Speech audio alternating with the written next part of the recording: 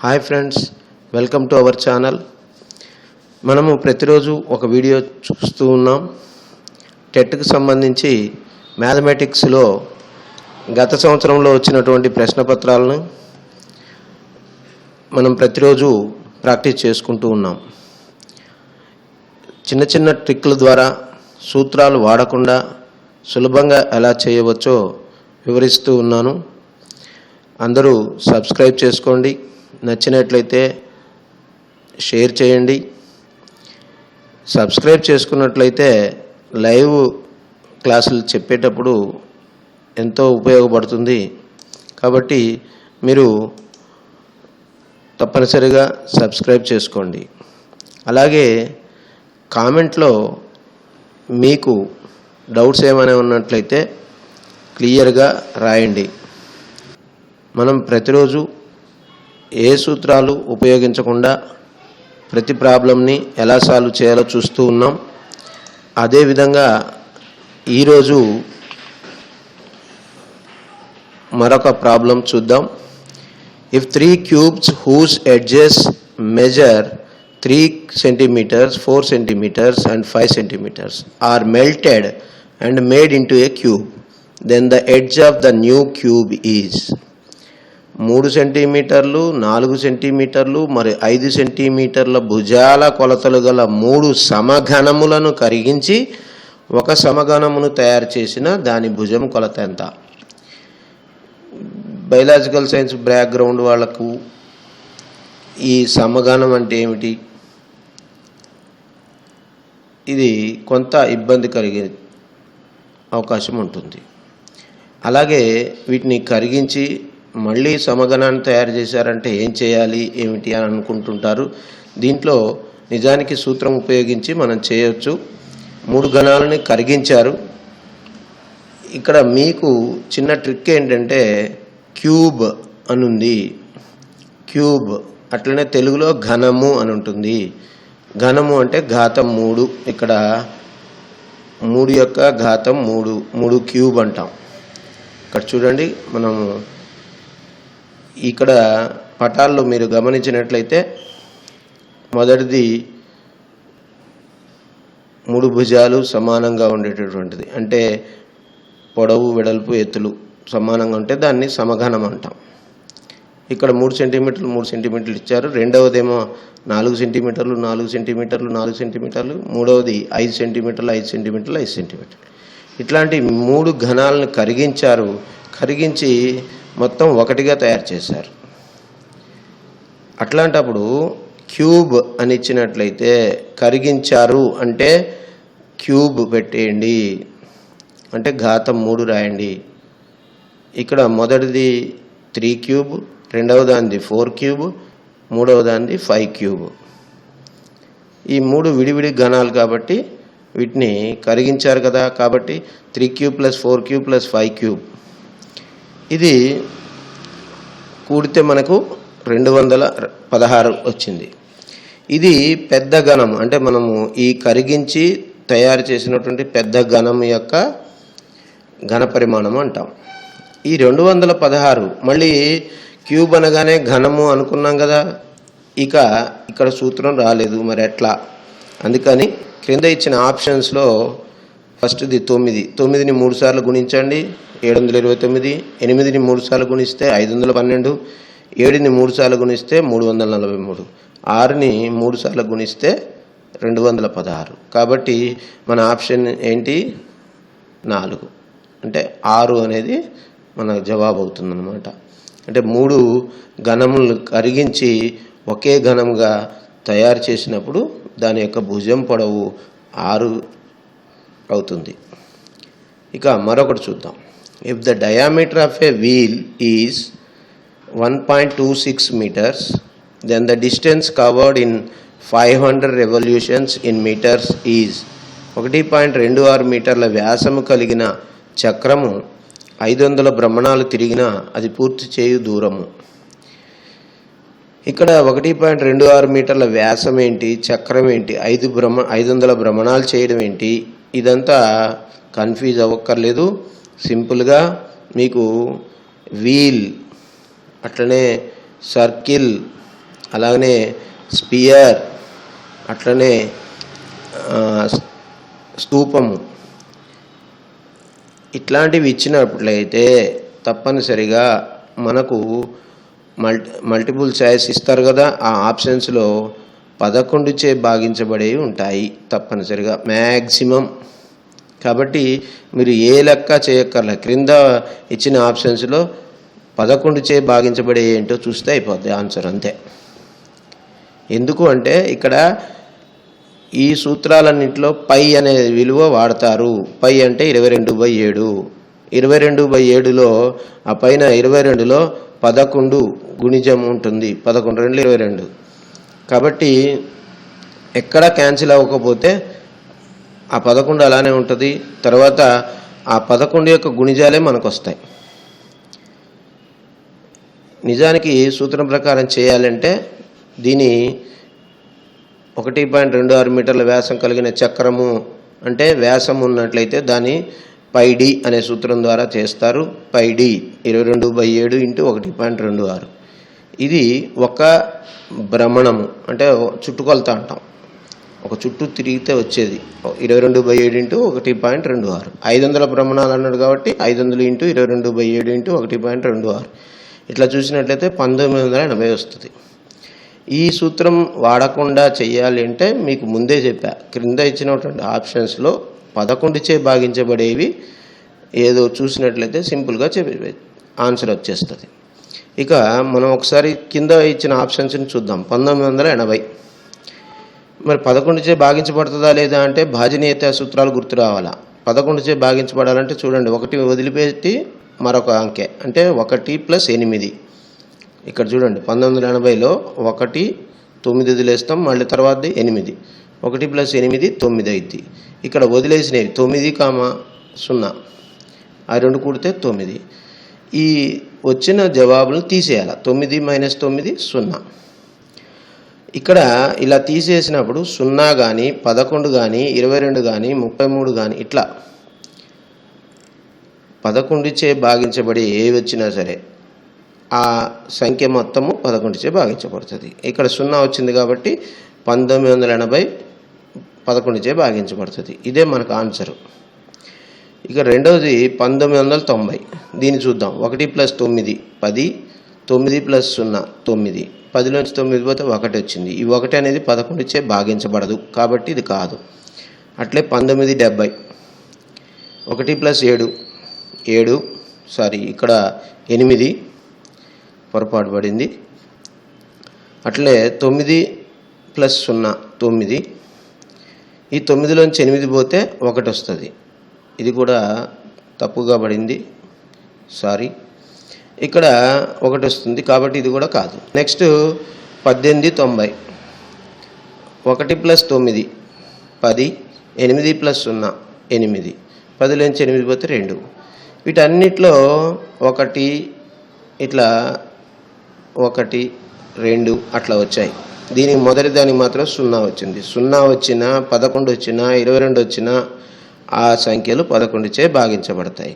కాబట్టి ఇట్లా డయామీటర్, అలానే వీల్, సర్కిల్, స్పియరు, తర్వాత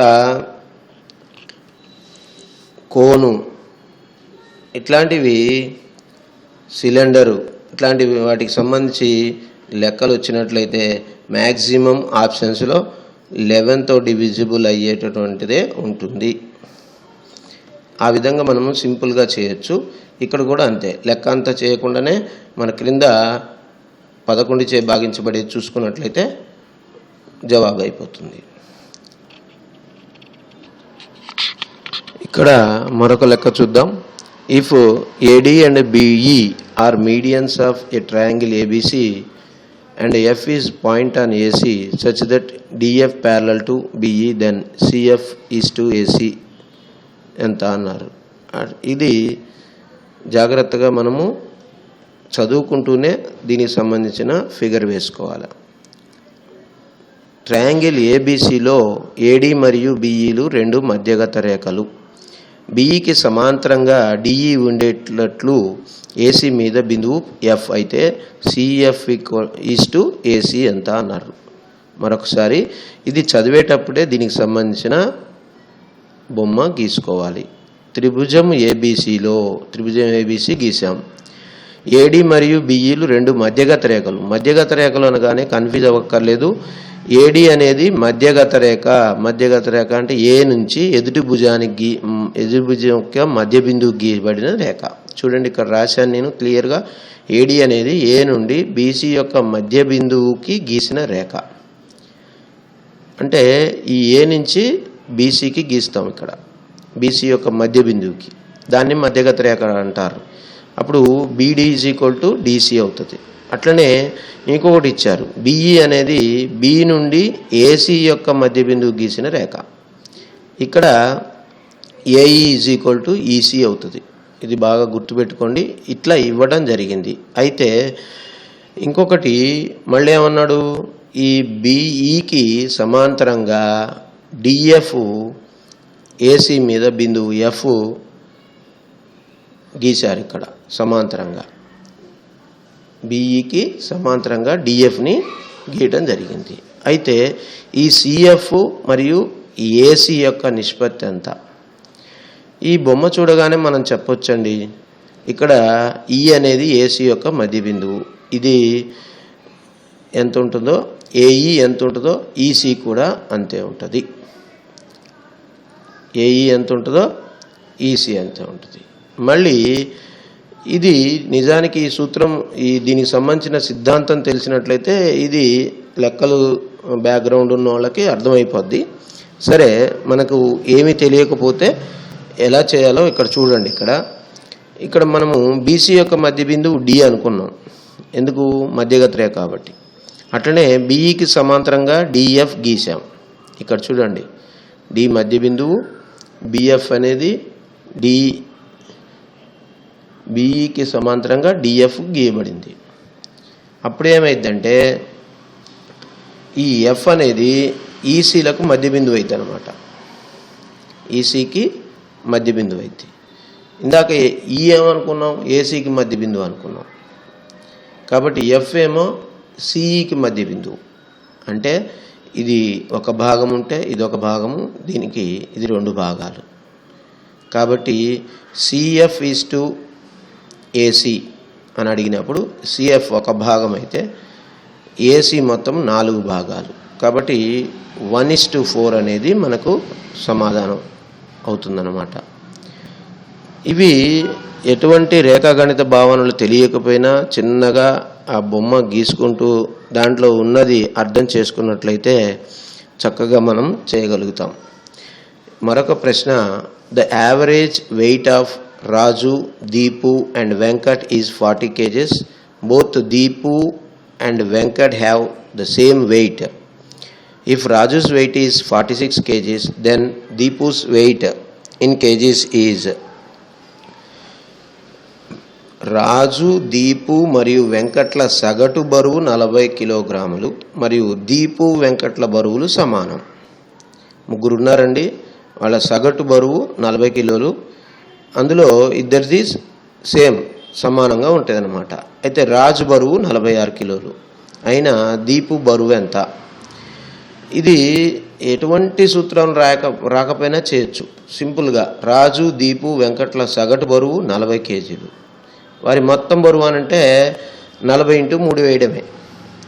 ముగ్గురు ఉన్నారు కదా, అంటే అందరికి యావరేజ్న 40 ఉంది కాబట్టి ముగ్గురిది కలిపితే 3 40లు 120 కిలోలు అయింది. అందులో రాజు బరువు 46 కిలోలు. 120లో 46 కిలోలు పోతే 74 కిలోలు. మిగతా దీపు వెంకట్ల బరువులు, దీపు వెంకట బరువులు సమానం అన్నారు కాబట్టి 74లో చెరిసగం ఉంటారు. అంతే, సింపుల్. ఇక్కడ ముగ్గురు వ్యక్తుల సగటు బరువు 40 కేజీలు అన్నారు. వాళ్ళ మొత్తం బరువు ఎంత అంటే 3 × 40. ఒకవేళ 10 మంది సగటు బరువు అని ఇచ్చారనుకోండి, × 10 వేయడమే. అప్పుడు వాళ్ళ మొత్తం బరువు వస్తుంది. ఆ మొత్తం బరువులో ఇక్కడ ముగ్గురు మొత్తం బరువు 120 కిలోలు. అందులో ఒకళ్ళది రాజుది 46 కిలోలు అని ఇచ్చారు కాబట్టి 120లో 46 తీసేయాలి.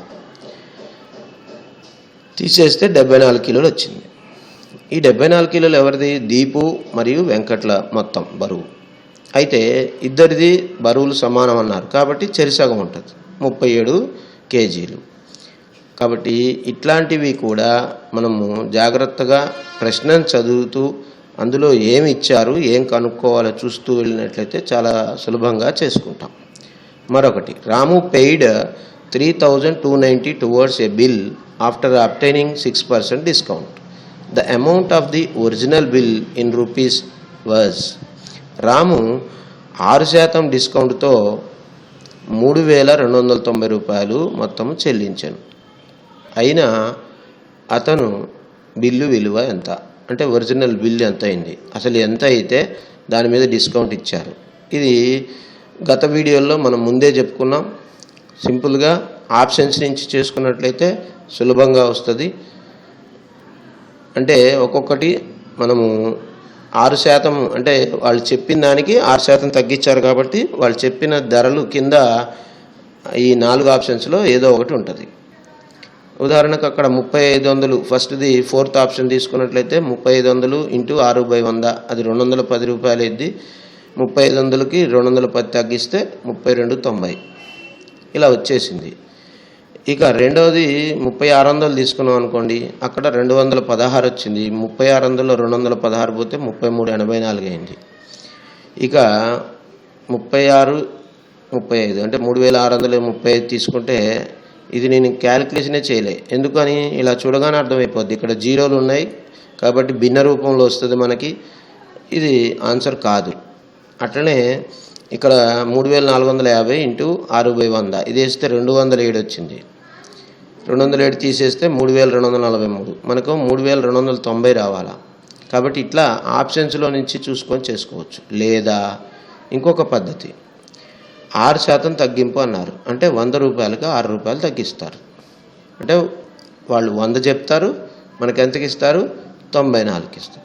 94 అయితే అసలు ధర 100 రూపాయలు. మనం చెల్లించింది ఎంత, 3,290 అయితే అసలు ధర ఎంత? ఎక్కువ వస్తుందా తక్కువ వస్తుందా? ఎక్కువ వస్తుంది. 94కి 100 అయినప్పుడు 3,290కి ఇంకెక్కువ. కాబట్టి 3290/94 ఇంటూ 100 దీన్ని మనము క్యాలిక్యులేట్ చేసినట్లయితే 3,500 వస్తుంది. ఈ విధంగా మనం ఎటువంటి సూత్రాలు వాడకుండానే చిన్న చిన్న ట్రిక్కుల ద్వారా చక్కగా మనము లెక్కల్ని సాధించవచ్చు. మీరు ప్రతిరోజు వీడియోలు చూస్తూ ఉండండి. ఒకదానికి ఇంకొక దానికి సంబంధం ఉంటుంది. డిస్క్రిప్షన్లో నేను నాకు వీలున్నంత వరకు నోట్స్ తయారు చేసి పెడుతున్నాను. వాటిని అనుసరించండి, డౌన్లోడ్ చేసుకోండి. అలాగనే మీకు ఏమైనా సందేహాలు ఉన్నట్లయితే నేరుగా కూడా మాట్లాడవచ్చు. డిస్క్రిప్షన్లో నా ఫోన్ నెంబర్ కూడా ఉంది. మీకు నచ్చినట్లయితే అందరికీ షేర్ చేయండి. ఎంతోమందికి ఉపయోగపడాలనేది నా ధ్యేయం. మరొక వీడియోలో మళ్ళీ కలుద్దాం. ధన్యవాదములు.